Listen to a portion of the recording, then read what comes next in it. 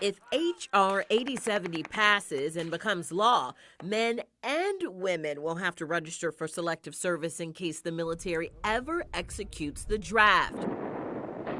Since the end of the Vietnam War, the draft has been deactivated. However, right now, when men turn 18 years old, they are still required to register. But what do women think about the possibility of signing up or even the thought of the draft coming back? I don't think they should automatically have to sign up. The whole thing about public service is it's you putting yourself forward.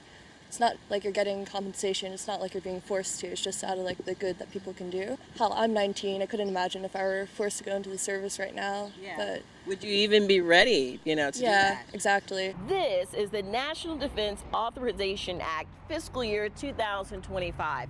And inside, it references women, saying specifically it amends the Military Selective Service Act to require the registration of women for selective service. H.R. 8070, the Service Member Quality of Life Improvement and National Defense Authorization Act for fiscal year 2025, has already been introduced and passed the House, but it still needs to pass the Senate and signed off by the president before it could become law. Women that want to serve in the military, they can do that now. I wanted to know what other local politicians thought about the draft, and our cameras and News4Jack's John Acebus caught up with Congressman John Rutherford to ask him some questions. I don't see us reinstituting the draft anytime soon, especially reinstituting the draft with women mandatorily drafted.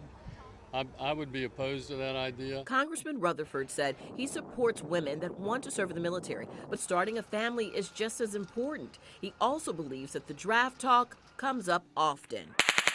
Within the National Defense Authorization Act, also known as NDAA, it says there is broad consensus among Congress, the Department of Defense, and the United States interagency about the threats to America's national security.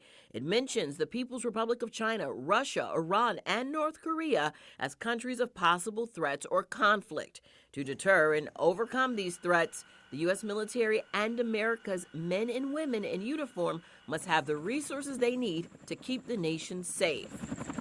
If H.R. 8070 passes, then women will become a part of the selective service process, but the draft will remain inactive. Janice Harris, Channel 4, the local station.